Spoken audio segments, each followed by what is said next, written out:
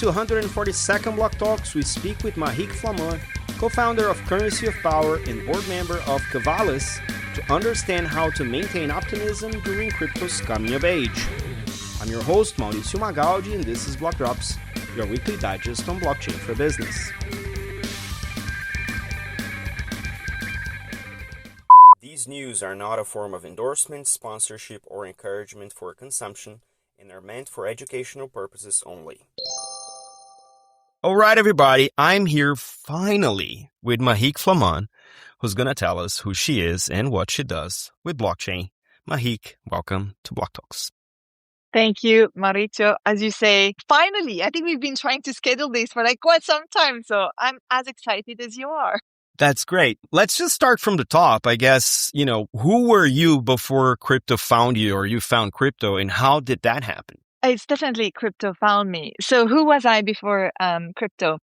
I was happily working at Expedia at hotels.com, which is an incredible company, when I was headhunted for Circle at the time. And if we put back ourselves in time, that's end of 2015. So we're early September, October 2015. And I remember very vividly having a call from this headhunter who tells me, hey, there's a startup in Bitcoin and they're looking for someone. And I was like, dude, wrong number. I'm not working for crypto dealers, drug dealers. What are you talking about? And I had no idea, because I had literally no idea what Bitcoin was about. All I was seeing were basically the headlines that all of us were seeing. And so that was my interpretation of basically crypto.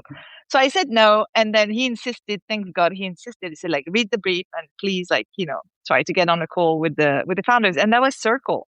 And so, obviously today is an incredible company that went through lots of different things. But that was my entry into blockchain and crypto. And I think it's fair to say that from the moment I started reading that job description, and then I fell in the rabbit hole a lot. And I'm still stuck in it.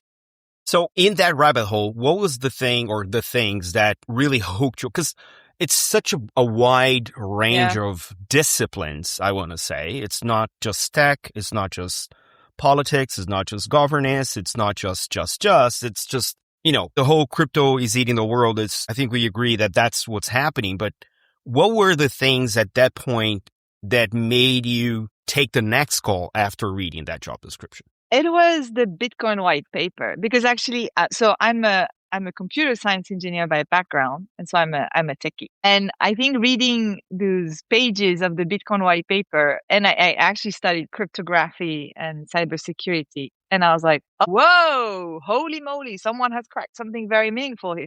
And to be honest, I had no idea of how the financial market worked or how finance operated. Zero, none. I had never worked in a bank, never worked in finance before. But just the idea that actually you could now send peer-to-peer something valuable without needing a third party.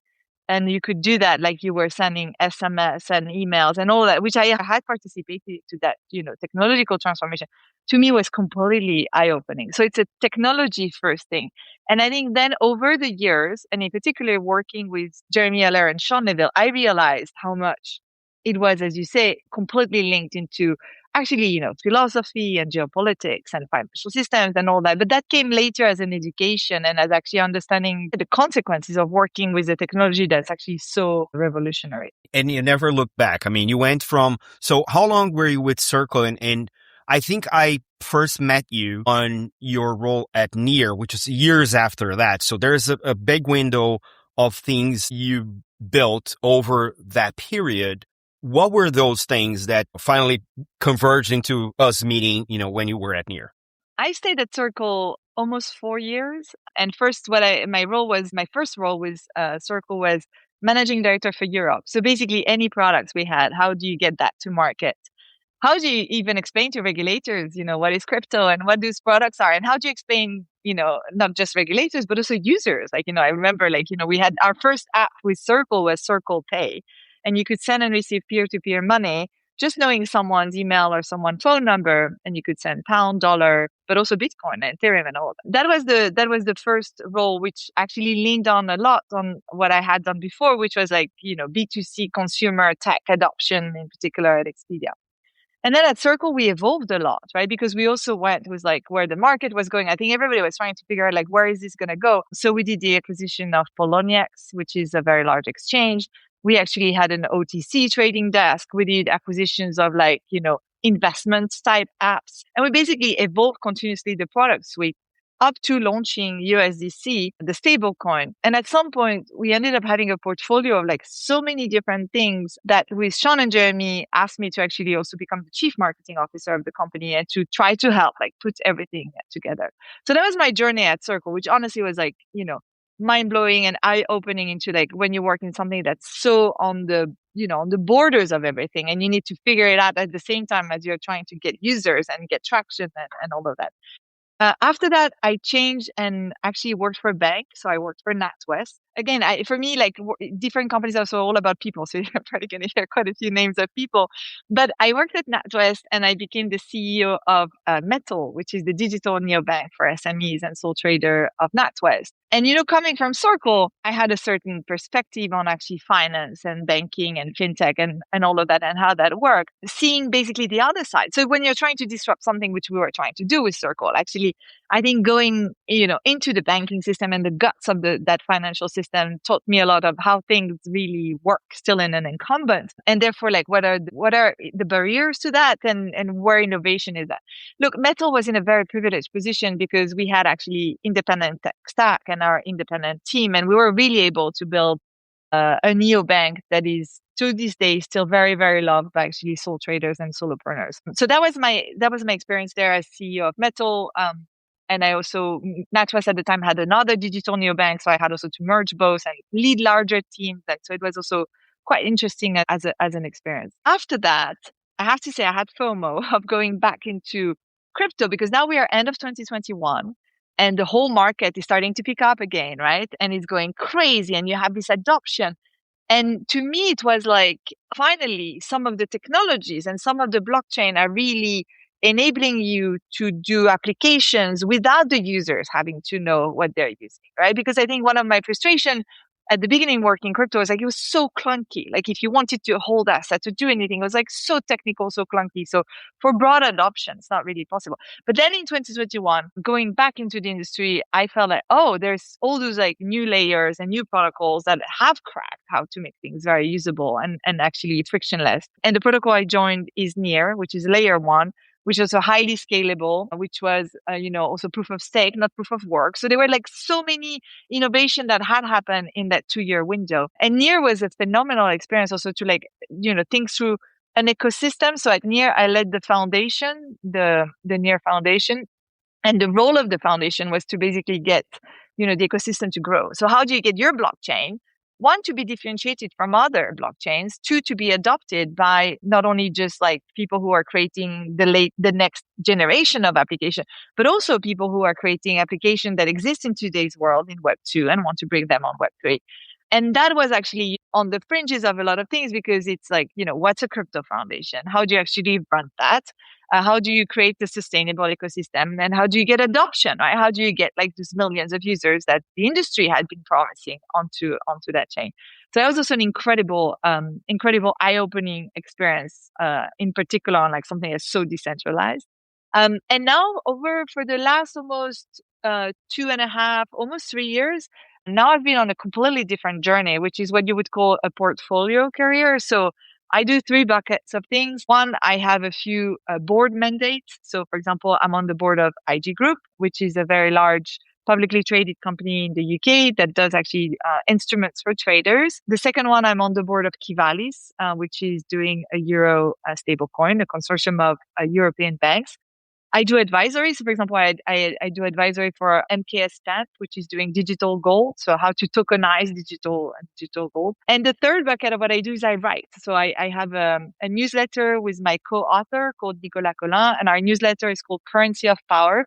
And we write a lot about geopolitics and digital assets because, as you were saying, it's so multidisciplinary, right? And there's all those things that are coming together. And so those are the 3 buckets of things that I do today. If you would pick a single thread across all that journey, can you identify what's the one thing that keeps you tied to the industry in such a broad capacity with so many disciplines put together in a single person. What is the thing? Is there a thing or what are the things that actually are common thread across this journey? Because I like how you talk about people. I like how you talk about innovation. I think they all resonate with me and obviously, hopefully with the audience as well. But is there like a thread you can identify of like, this is why I keep doing the things I'm doing?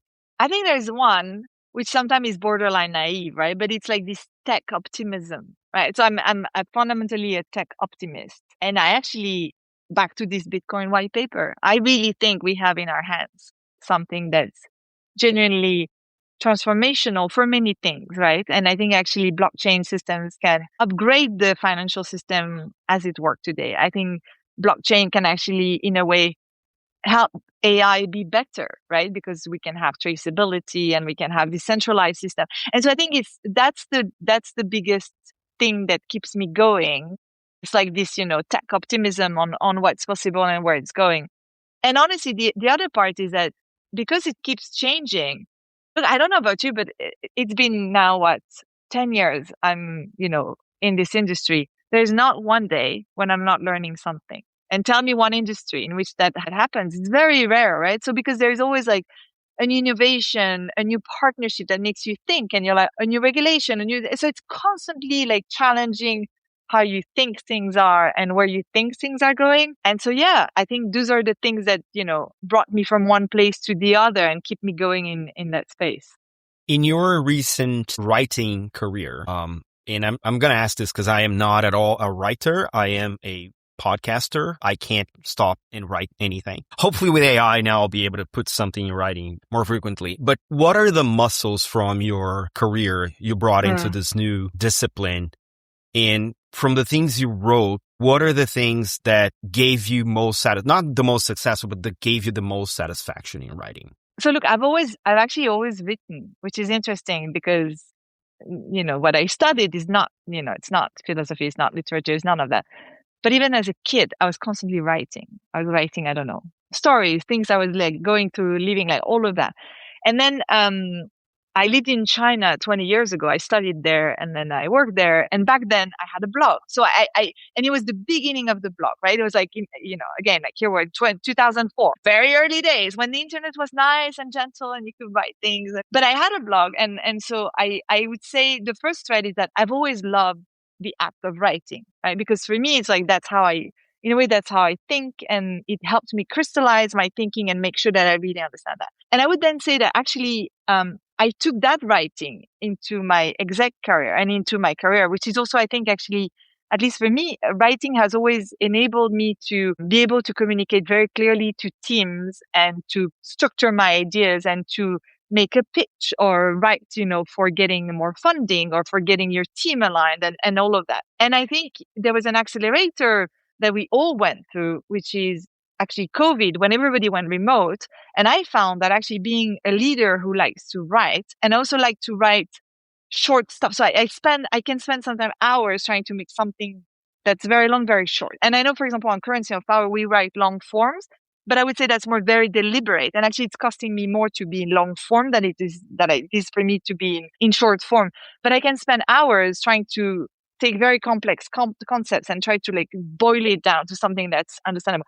And through COVID, being a leader who likes to write, I found that extremely powerful because actually I was like, oh, now, messages can actually be, amplified and thought through and so on and so forth. So I actually think it's more that this, like, the fact that I like writing is something I've carried on and I've transformed over time, right? So because I had support, so as chief marketing officer, I had to work a lot with PR, for example, which is another writing exercise. Like, how do you communicate with journalists and with the rest of the world? That's another writing exercise. So I think it's more like I continuously play with all those different forms of writing and what it means. And I find it's extremely powerful. There's this say, like, you can only think of something very well if you're able to express it well and like write it well. So I really think that's very true, right? Because it's sometimes easy to blah, but it's more to like just go out. But 100% easier for me to just blur it out. But I also enjoyed the debate, right? The perspective. Like, I don't find it hard to find myself being corrected because that makes me better as a knowledge worker. that I am, and I think it's useful. And there is the human component of engaging with somebody else with a different frame of mind or different life perspective that makes it better to have the engagement. So maybe that's why I keep interviewing people on the show. More recently, you mentioned Qivalis, and I wrote a piece for the IOG blog, my day job, on non-USD stablecoins. As a Brazilian born and raised, and an immigrant, I'm looking into stablecoins from the angle of dominance and monoculture, because 99.56% of all stablecoins are dollar denominated, and there is an off-chain world that we need to bring on chain that isn't 99.56%. It's much more diverse.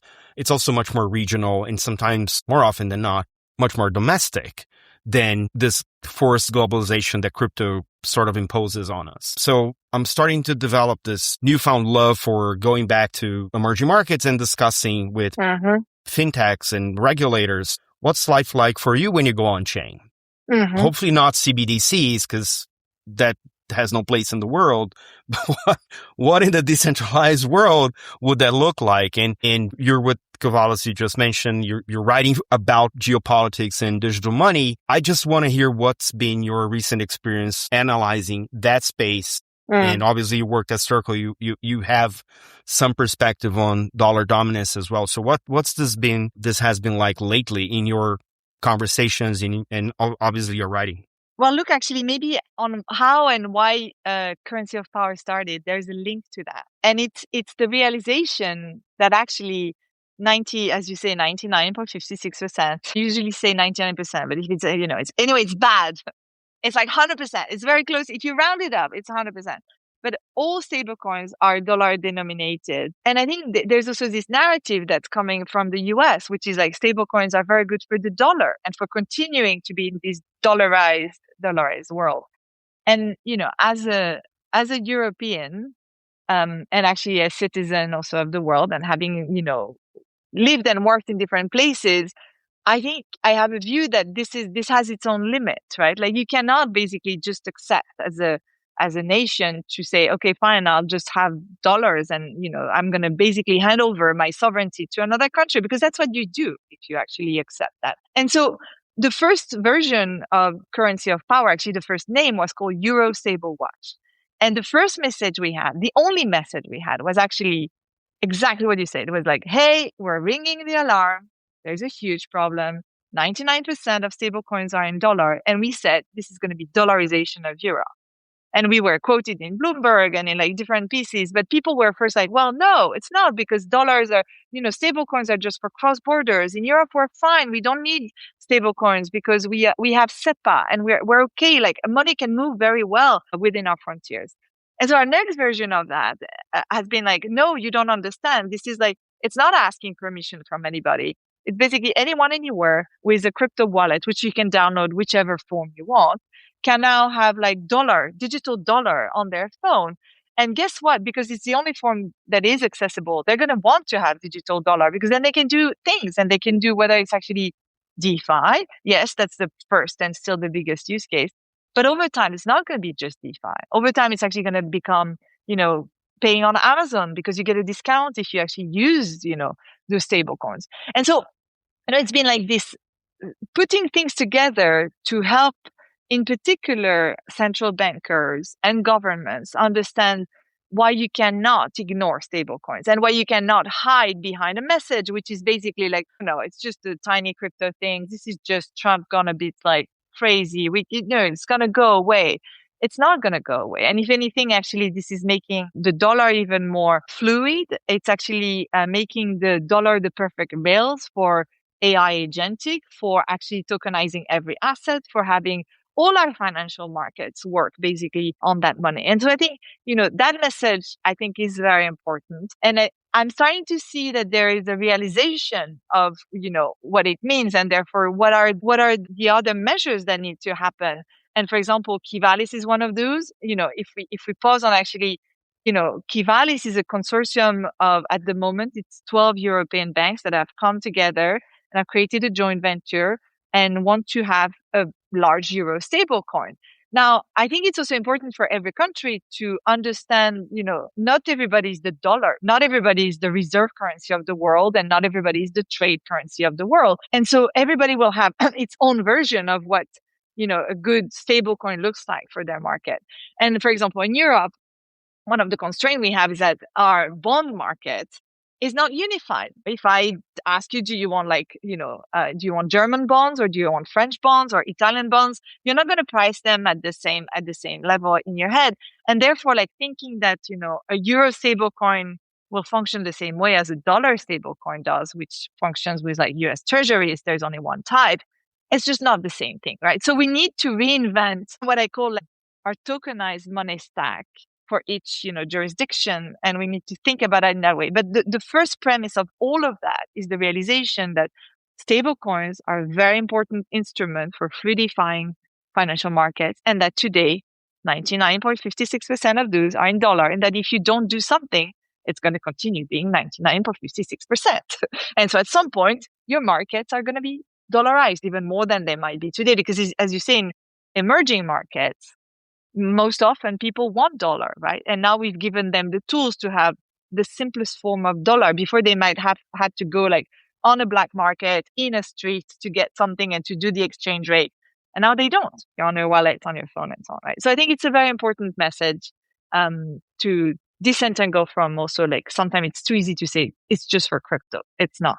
I'm with you there. And one of my concerns is also sovereignty, right? This whole concept of being able to protect core infrastructure, which money is a part of, is super important when, there are national interests being hostilized on social media this frequently. You might want to have a second look into, am I really sovereign in what I do and how I operate?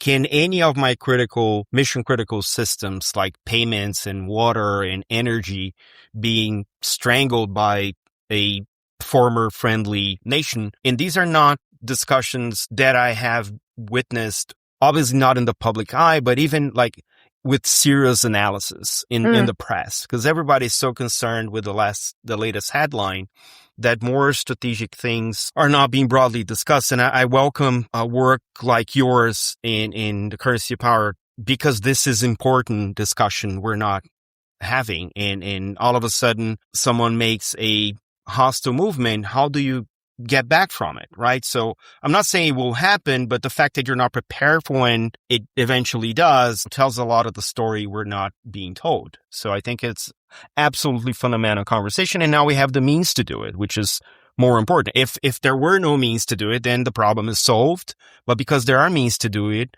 then it's a choice not to do something. And that choice also speaks volumes about, where the priorities are. And it's really important for our sustainability. In terms of your diverse work, I mean, you're on tokenized gold, stable coins, you're writing. What are the recent patterns in regulation that finally enable these businesses to actually move forward, grow without a lot of pushback? Because I understand there was a lot of demand that was being suppressed by lack of regulation, lack of clarity. We saw MiCA come into effect. We saw Genius and Clarity. There's a whole bunch in Asia, in Japan. Latin America's moving towards that space too. So is there any particular jurisdiction or framework that has been extremely positive to any of these ventures you're advising, you're consulting for? I think there is a very clear declic when Trump gets elected and the Genius Act passes. I think this, I saw it in boardrooms. I saw it with execs. It was a moment of reckoning that this is not going to go away. Now, interestingly enough, MiCA came first, and a lot of Genius is based on what MiCA has actually provided. And actually, Genius had been worked before Trump got elected, right? But I think there's this almost this impetus of things coming together and clicking into place. And therefore, in many, again, boardrooms and at many, exec tables, then it's been this is not going to go away. And actually, the largest nation on earth is really serious about that. Then we'd better be serious about it, right? So I think that was a very, very big movement that therefore put a lot of things into place, and therefore people were oh, can't ignore it. I think then there's a second order consequence, which is in particular from being based in Europe. I think it was the seeing people start to put together, for example, what Scott Bessent was saying, which he was like, oh, this is going to be great for like treasury demand, right? And so I think you saw all those pieces of like people starting to pull things together and thinking, oh, they have an agenda. There's something bigger than just like a crypto play. So I think that was the second thing of like, this is not going away. And to me, then now what I'm seeing is that every jurisdiction is trying to figure out what it means for them and how they adapt to that, right? For example, and I'd love to have your perspective on it, because I think, Brazil recently is also trying to come to grip with it and to say like, okay, so what does it mean if we look at it from a cross-border perspective? What should we stop? What should we still? So, and to me, like the Brazilian take on it is very interesting. Nika is being revised because of Genius. So I think it's all this rolling effect that we are now competing for actually, what's the next version of digital fiat money. And within all of that, you also have, another very interesting position, which is China. China is like, nope, not interested. And so they're doing their own rails, they're building their own thing, and they're basically building another system, right? Which is also another point of view, actually.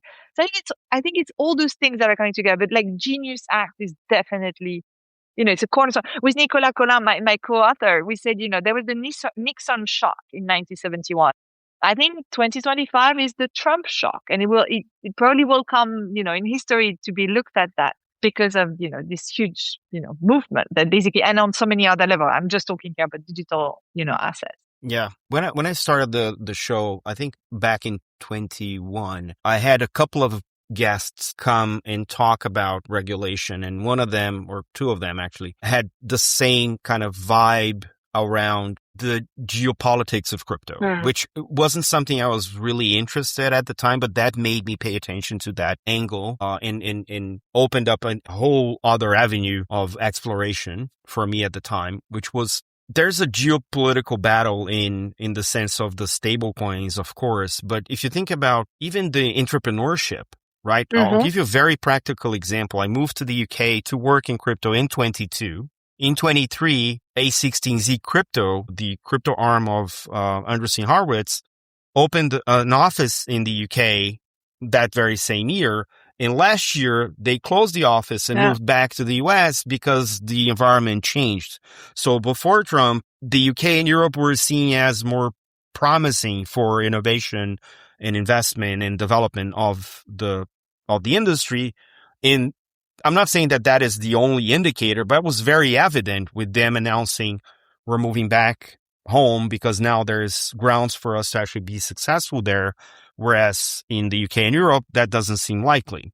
So that kind of echoed my conversations from 21, that this is actually how you attract innovation and ultimately prosperity, is to create the jurisdictional framework that would allow innovators to come and build and stay and help tech to be implemented in the fabric of society, which I think speaks well to what you said about the Genius Act and soon to be, I think Clarity is soon to come out as well. So there is a MiCA 2.0 that I know I've heard a few people. I was in Paris for PBW, and I heard a few people talk about it. And I think it's important. To me, the signal there is we're not frozen in time. Like we're happy to evolve. And that was a really interesting message to hear from the Europeans, because obviously there's this aura that Europe, if China specialized in product and the US specialized in finance, the Europeans specialize in regulation. Like there is this common joke. Stigma. Yeah, or a stigma or a stereotype. But the fact that they are also open to review, revise, update, and keep it current is also testimony to the ability to evolve in face of new data, which, MiCA now has a couple of years running. They know what has worked. They know what has not worked well. And there's a whole scope on the decentralized side of crypto that they haven't really tackled. Yes. That needs some answers for people building in that particular corner of the internet, right? So I think this is a great opportunity to tackle all of that. We're approaching the tail end of our show, so I'm going to go for the basic 3 questions I ask all of my guests because it's just a field research. You've been in the industry for 10 years. The blockchains don't sleep. The markets are always open. A tweet on a Saturday can derail your Sunday.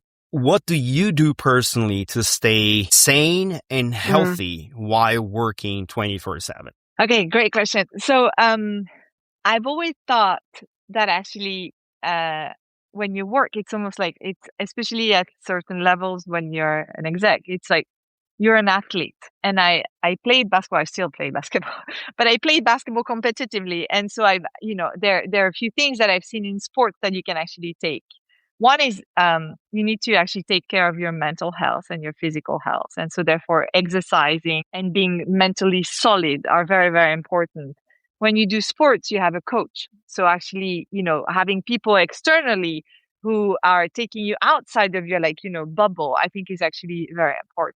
And the other thing is you need to sleep enough and you need to eat well. So I would say actually, the basics of what make an athlete function are very, very good learning to take in particular in a space like crypto, which, as you say, can be constantly and so on and so forth.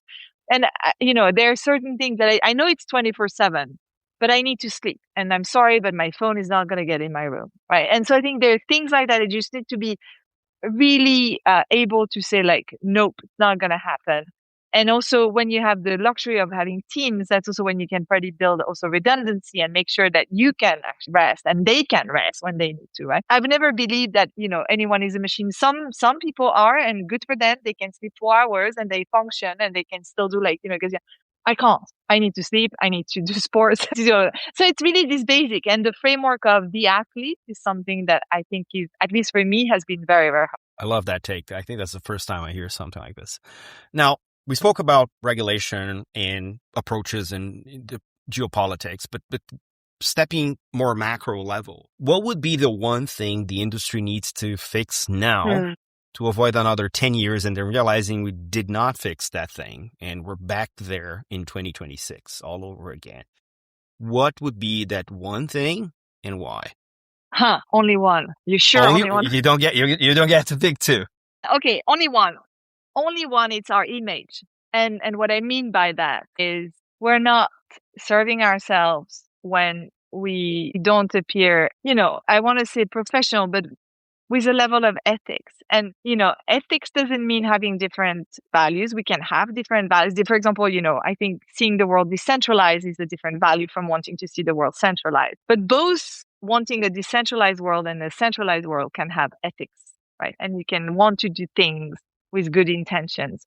And I think that's actually very important for our industry, because too often you see, from presidents enriching themselves personally using tools that are not made for that first, and you could indeed use for that, but it's not made for that. That's not helping. Or, scams and rugs and all that. And that's just not, it just I feel every time I see something like that, my heart sinks, because I feel like, okay, we did one step further and now we're doing 10 steps backwards, right? So that would be the one thing, is this because when you are working on those technologies, honestly, we are so privileged to have the opportunity, the ability to work with that. And I think it's also actually, it's a huge responsibility. And so I'd like, more of that realization that actually it is a responsibility, and don't take it lightly. And that would do all of us great good. That is a techno-optimistic answer, and I love that. Yeah. So we're wrapping up. Parting words. What would you like the people who listen to us up until the end to take away from these conversations? It depends who is listening. But let's say if some, crypto pessimist people have been listening till the end, my one parting message would be, it's not going away. It's not going away. It's not going away. It's only going to continue getting better and hopefully getting more important. And I think don't ignore it. Actually, try to figure out how to put it in your systems, or where and how it's useful, and how come so many people are so enthused in it and continue working on it. So don't ignore it. Don't ignore it. And with that, folks, we say bye-bye to Marieke. Hope to see you soon in London, in Paris, wherever in the world we run into each other in this crazy crypto world. Thank you so much. Thank you so much, Mauricio. It was great.